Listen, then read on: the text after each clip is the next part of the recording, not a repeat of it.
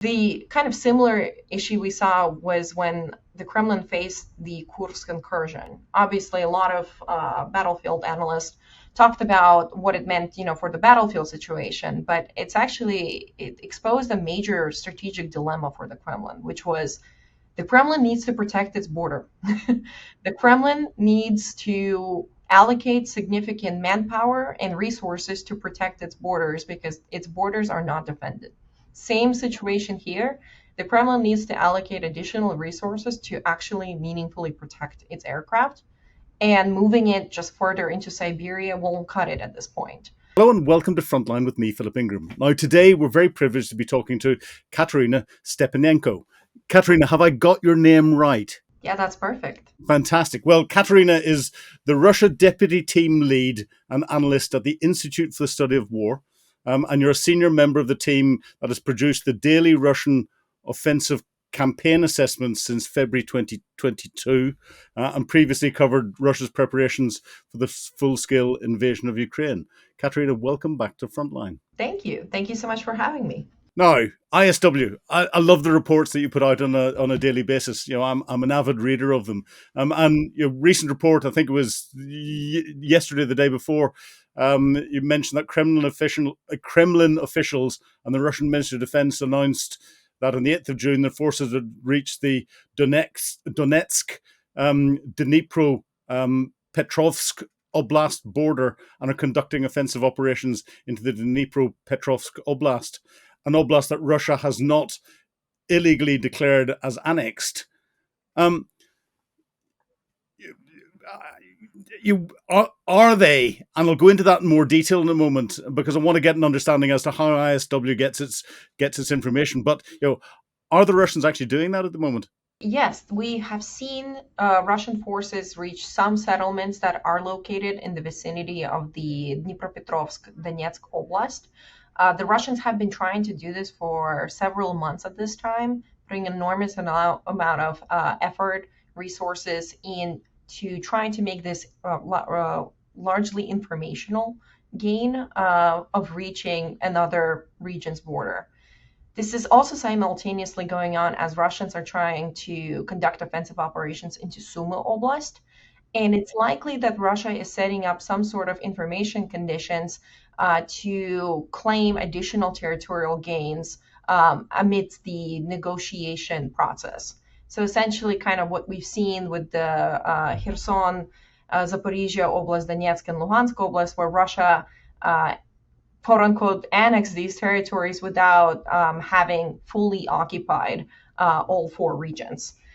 So the Russians might be setting those kind of information conditions, essentially to say, their negotiation position is stronger, whereas in fact they've just reached the border after making tremendous sacrifices to get there.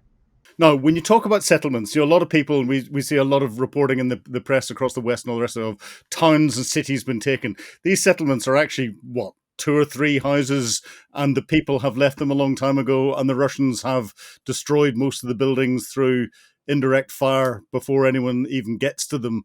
That's there. So effectively, it's your destroyed territory that the Russians are claiming they've captured. And when they say they've captured a village, it's not a village anymore. It's a pile of rubble. Yes, I mean, some of the villages that Russians do get are, around 100 people or more. I Obviously, loss of any territory is devastating for Ukrainians because there's fortifications that you need to account for. There's also just the sentimental part of it, and obviously, Russian occupation anywhere is awful. As we can see pictures of Bakhmut, which was destroyed by Russian forces and Wagner forces in 2023 and 2024. Now, that is true, though. The Russians have not have not seized a large-scale city since at least 2022, when the last big one that they had was Lysychansk and Severodonetsk and Luhansk Oblast. All other settlements have been on a smaller scale, in particular Bakhmut. They have not reached Pokrovsk. They've gotten to Velika Novosilka, but these are not necessarily the large kind of settlements that Russia portrays them to be. This is part of the Russia's information operation, actually, to portray the war in Ukraine as essentially inevitable and Russian victory in Ukraine as inevitable. So that Ukraine essentially capitulates on the spot and doesn't hold up additional resistance.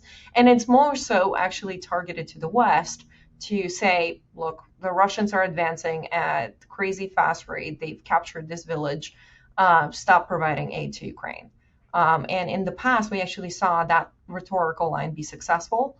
So it continues to be very important to call out the Russian claims and really put them on the map, which is exactly what ISW is trying to do, to show no, actually, those advances are not operational significant. They're not to the same scale that Russia claims them to be.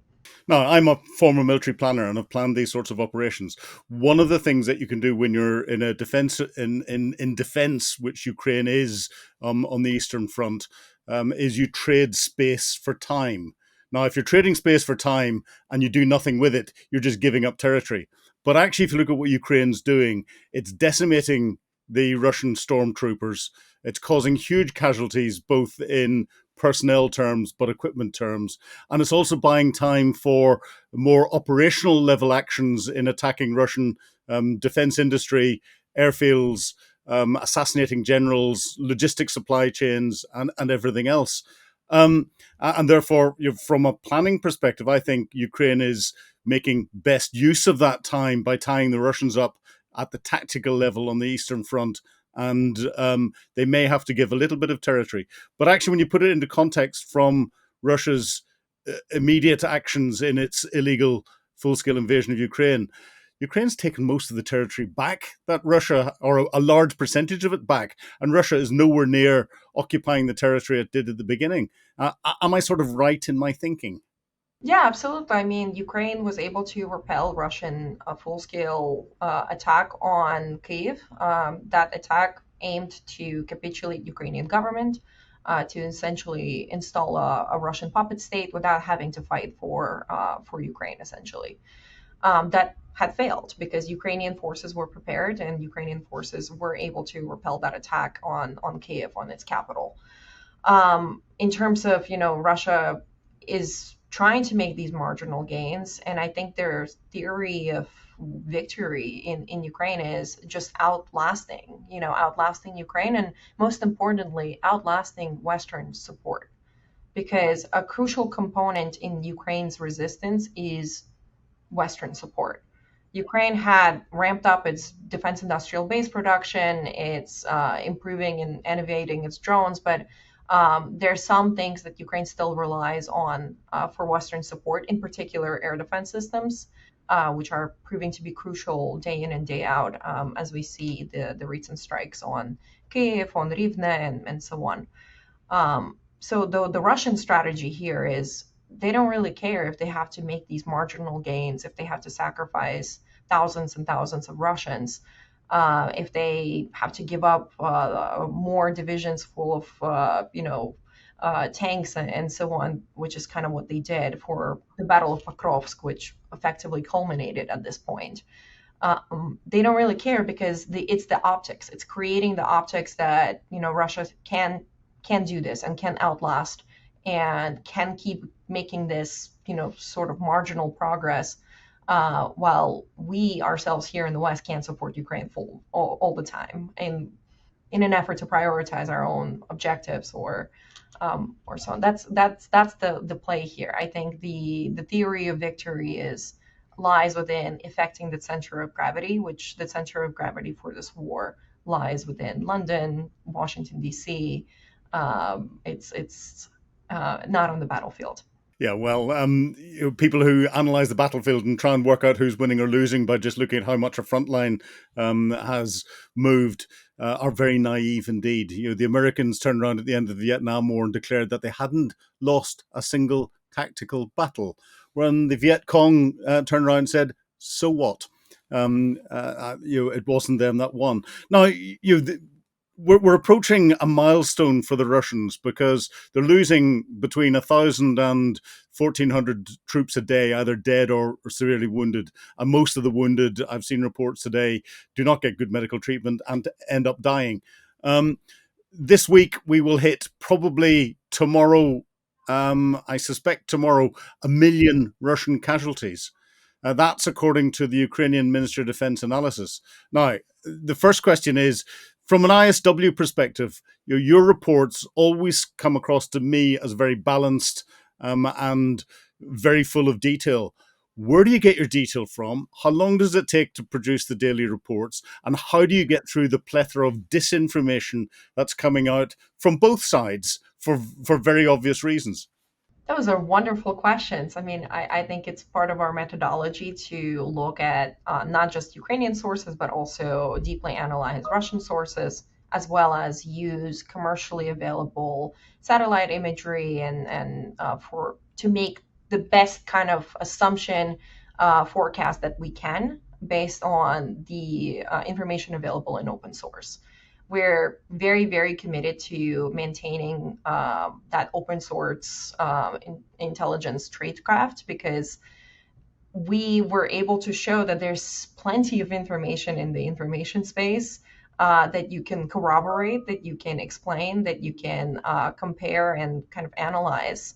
I think that we often have this assumption that just because the Russian, just because the Kremlin controls the information space in Russia, that means that there's no civil society that exists or no presence, online that can be analyzed and looked deeply into. And that's not true because we actually saw a rise of what we call the Russian military bloggers, mil bloggers, who are this pro-war community who essentially are writing for the Russian servicemen and their families and the volunteer efforts, crowdfunding efforts want to continue this war. And they've actually not only categorized the battlefield in enormous detail, they also have provided us with some insights into how the Russian military looks like on the inside, right? How are they're restructuring their drone units? How are they in terms of supplies on certain parts of the front line? So these are the things that kind of make up the picture altogether. And we have a wonderful team.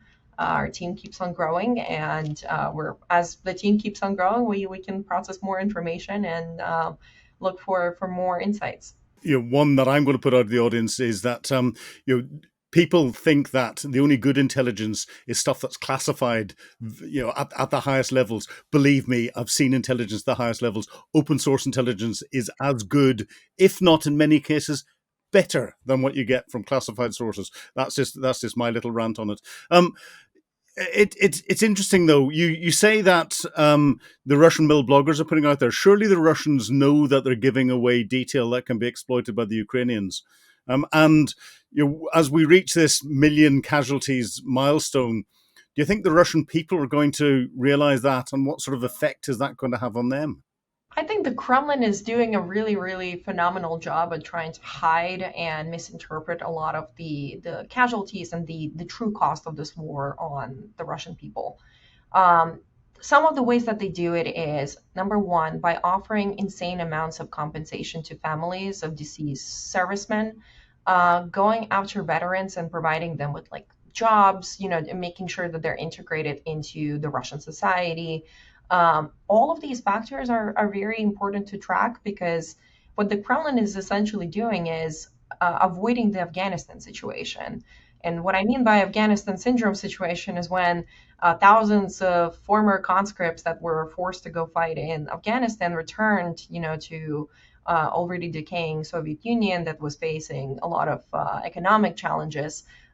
They weren't able to find, they didn't get state benefits and they didn't get that level of integration necessary. And so, what the Kremlin is actively doing right this and is spending copious amount of money to appease people, and it's working because we are not seeing a mass movement of wives right now that is emerging across all Russian regions. We're not seeing that, and there's a reason for this. And I think one of the main reasons is the compensation and the level of states' prioritization of making sure that the regime remains stable. There's other factors also. Of course, censorship is huge. The Russian government, it classifies nearly everything as going against the Russian military or vilifying Russian military, even if it's a fair critique. Um, they have applied that tactic specifically towards the families and relatives of Russian servicemen. Not so much to some mill bloggers, but mostly the servicemen and their families, and that's an important kind of factor in making a lot of people being silent and not speaking out their truth. Um, Now, can the Kremlin sustain this forever? I don't think so. Personally, I think that this is a tremendous financial cost that the Kremlin will have to face, not just in the short term, but it's also a long-term commitment. You have to pay pensions. You have to pay all of the promised compensations forever for these people. And the Russian government keeps on relying on these obscene compensations to recruit more people. And I think that eventually Russia might find a situation in which it will need to drop those promises and resort to the old style Soviet kind of Red Army conscription mobilization model, or it's not going to be able to sustain, that level of appeasement that they're currently doing right now. Yeah, no, and they're still avoiding Moscow and places to recruit heavily in. But you talked about the capital cost effective from a personnel perspective there. But we've heard mention of the Russian spring offensive slash summer offensive. Is there any real evidence of one starting? Can the Russians generate sufficient combat power? Given the fact that they're relying on North Korea for between 60 and 80% of their artillery ammunition and a number of their tactical ballistic missiles, and I've seen reports of them having to get artillery pieces in from North Korea, and other reports that are suggesting that the Russian depots of stored ancient equipments have just about run dry, so they haven't got the bits that they can take and refurbish in Russian tank factories to put to the front line. They're running out of kit. Their manpower or personnel seem to be okay-ish at the moment, but without the kit, without the ammunition, how do you generate the combat power for a spring and summer offensive, or is it all bluff? Well, I think the spring summer offensive is already ongoing. Whatever we're seeing around Donetsk is already part of the Russian changing of the main effort. They switched it from Pokrovsk to essentially try to finish the operations in Donetsk and go towards Konstantinivka, which is part of the Ukrainian defense conglomeration that exists in Donetsk Oblast. And then they're obviously already doing the offensive operations in Sumy Oblast as well, which is part of that. We're still to see, escalation in Zaporizhia or Kherson Oblast, where we've seen some reports from Ukrainian officials that Russians were bringing some forces there, but it remains to be seen what that looks like. But essentially, what the type of a pace that you're seeing right now is likely the pace that we're going to see for most of the front lines. And this is kind of how all of the previous Russian offensive also look like. If you look at the grinding assault on Pokrovsk, it wasn't like this rapid maneuver where Russians advanced, across fields on their tanks and so on. It's rather positional in many ways. Now, to answer your question about artillery and armored vehicles and so on, we actually don't see Russians use armored vehicles nearly as much as they used to before, and that's largely because most of the strikes on the battlefields are done by drones. So if I recall correctly, Ukrainian officials state that they kill around 80% of Russian armored vehicles just with FPV drones. So the Russians actually adapted their tactics where their infantry uses like motorcycles, like little buggies, golf carts to actually advance on those because it makes it challenging for Ukrainian drone operators to catch, a smaller target like this. So that's why, it's I think it was a more of a straightforward comparison when the drones were not a mix in terms of the effectiveness of artillery and the importance of armored vehicles and so on. That is not to say they're not important. They are, especially for restoring maneuver on the battlefield, which neither side is kind of able to do right now. But in terms of analyzing the Russian offensive right now, which is this marginal advances, very positional, I think that looking into the Russian drone production, which has been increasing at a crazy level, is a lot more kind of important to look into right now. I believe the numbers that we got most recently is that Russia was able to increase its drone FPV drone productions to 2 million this year. That's a lot because they were behind on that. And I think their number of long range drones increased to 30,000 just this year. And those are worrying numbers because that means that Russia is able to kind of Russia is trying to catch up to the technological race that Ukrainians have been rather successful at. So I would argue, that we really need to pay close attention to the way that both Ukrainian and Russian forces are adapting their drone use. I don't think that drone use will replace all of the conventional means of war and conventional tools of war, such as artillery, such as infantry. And I think that it's a little unrealistic to say, we're going to have a fully drone operated, war soon, because with every invented tool in war history, as it doesn't, you don't necessarily replace people. Uh, you just add a new tool, right? Oh, war is still guttural. There's still hand to hand fighting going on in trenches, but it's just the drones have expanded the area that people are operating in. You mentioned armored vehicles on the Russian side. I've read reports that the Ukrainian military are happier with Western armor because it tends to be able to survive drone strikes. And the crews in them. It doesn't actually mean that the vehicle can continue to fight, but at least the crews are surviving. Is that what you're picking up as well? Yes, absolutely. I saw those reports from Ukrainians as well, and the reason being is the way that they're structured. I'm not a weapons expert, so forgive me, but the way that some of Russian tanks are structured, they're more conducive to exploding and more conducive to actually sustaining damage. In terms of crews, yes, one of the big reasons why we see Ukrainians use armored vehicles on the battlefield is because they do provide that protection. Um, a lot of the strikes that target armored vehicles, they disable uh, the armored vehicle, for example, and then the crews run out, and then Russians continue to destroy it, with subsequent drone strikes or artillery or so on. So it's kind of not a lot of the strikes are immediately, destroying the armored vehicle on the battlefield. So that has been very important. Ukraine's objective is to preserve as many lives as possible. We see this with the reasoning behind introducing a lot of the automated systems, drones. We see unmanned ground vehicles and so on.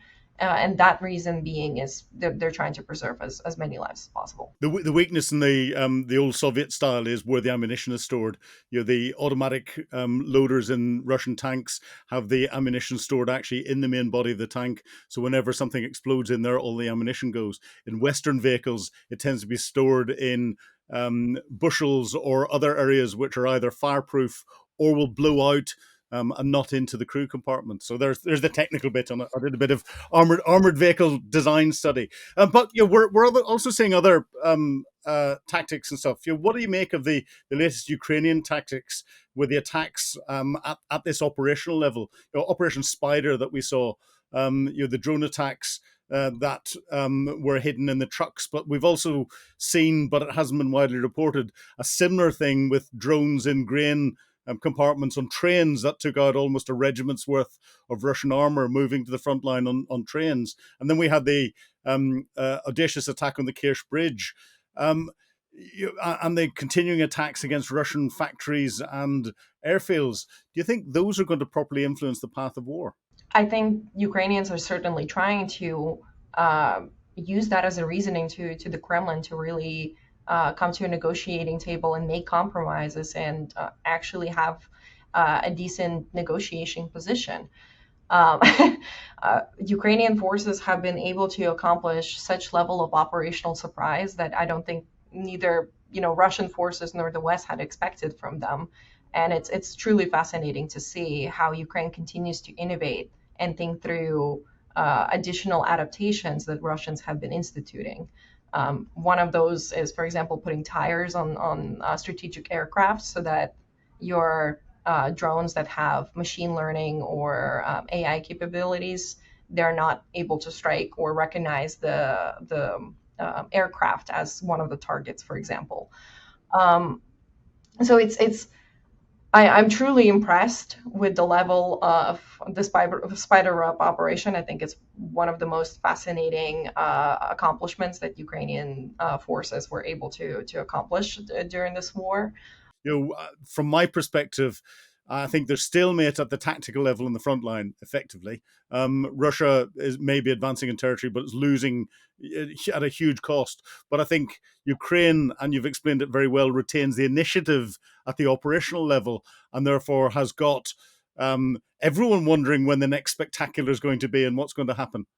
Yeah, I think in terms of the battlefield, I don't think that it's going to immediately affect the battlefield at scale, right? There might be some parts where logistics can be severed, or complicated, but I don't think that it's going to stop the Russian advances on the battlefield. I do think that with each and one of those strikes, it raises additional questions onto the Kremlin and the Kremlin's immediate circle of, is this worth it, right? Because if you're losing one of your A-50s aircraft, right, your strategic A-50 aircraft, and you only have less than 10 of them, that is a tremendous resource that you're not going to ever regain, if you don't open up, yourselves and have some sanctions lifted and so on, right? So I think this is more of a strategic play here. I don't think that the Kremlin is willing to recognize it as such.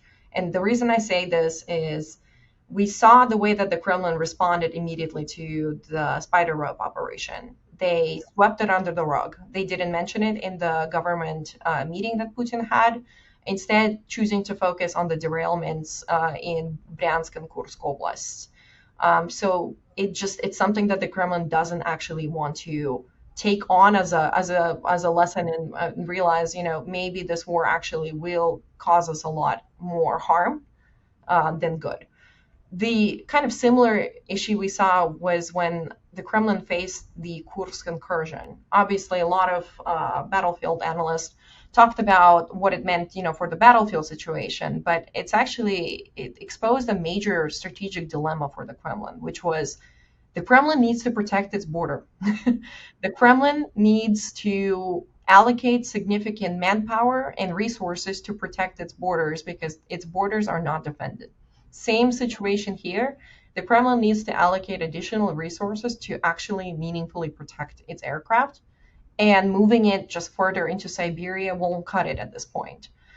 And it's those, costs that hopefully will add up eventually for Kremlin, to actually meaningfully come to some sort of a negotiation. But until the Kremlin feels that cost both on the battlefield and within the rear, I don't think that it's possible to see an actual peace negotiation of sorts. But also at the strategic level, we see the relationship between Donald Trump and what he's coming out with in his language, and Vladimir Putin. Is Putin playing Trump? And do you think Putin is emboldened by the fact that if he is playing Trump, he can keep that going, and that will stop him having to worry about the rest of it? I think Putin is definitely prolonging all of the ceasefire peace conversations. He is preparing for additional offensives. He already launched several offensives and is trying to justify them as needing to protect Russian territory, particularly the Sumy offensive. So I don't think that Putin had ever indicated that he wanted to have a meaningful negotiation. He's been saying this since 2021, even under Biden administration, that they don't want anything. They didn't want the the allegedly proposed 20-year pause on Ukrainian integration into NATO. It's not something that Putin ever wanted to negotiate it on. And we see this based on the fact that Putin did decide to invade, to launch the full scale invasion. So fundamentally, I think the Kremlin's position has been actually very solid and unwavering in many ways. They're not going to be satisfied of with anything that is less of Ukraine's government's capitulation and destruction of Ukrainian military. Well, on a more worrying note, I read yesterday in another ISW report that Russia was planning to withdraw from international arms control treaties as a possible preparation for a wider conflict with NATO. Do you think there's a possibility of a wider conflict? Of course, I think the Russians are preparing for it. We see this based on the military reforms that they're trying to do. They're trying to grow their military to, I believe, over 2 million. They're also deeply militarizing their society, so that in the event that they do have to do a Red Army style mobilization, they're going to be in a better position to do so than what they were in 2022. They are thinking about new technology, implementing drones and building out a new unmanned systems force. All of these factors are extremely worrying. And then also the rhetoric. The rhetoric around the Baltics in recent weeks and months has been concerning. Now, it's nothing new. We've seen all of the rhetorical lines and narratives that they're putting forth against the Baltics, but the Kremlin can choose at any time to enact this as a reason for an escalation. So I think the combination of the fact that Russia is already on the military footing, the fact that Russia has thousands of men who have experience with modern battlefield innovations, and the fact that Russia is solidifying its partnerships with China, with North Korea, with Iran to leverage this new sort of type of war. I think all of these need to be accounted for as Russia can be preparing for an escalation against NATO. So, Kateryna, on that point, you've now just justified why Mark Rutte, the Secretary General for NATO, turned around and gave a doom and gloom update at London yesterday, explaining that if we don't start to invest in defence, we need to start learning to speak Russian. Kateryna, it's been a real pleasure talking to you today for Times Radio Frontline. Thank you so much, Philip. It was a pleasure. You've been watching Frontline with me, Philip Ingram. If you want to get access to exclusive content, please sign up for Times Radio membership and subscribe. Right, 3, 2, 1. You've been watching Frontline with me, Philip Ingram. If you'd like access to exclusive content, please subscribe to Times Radio membership and watch us on YouTube. But you can now get us as a podcast wherever you get your podcasts from. And don't forget, you can also listen to Times Radio for the latest updates on global affairs and read about them at thetimes.com. Thank you.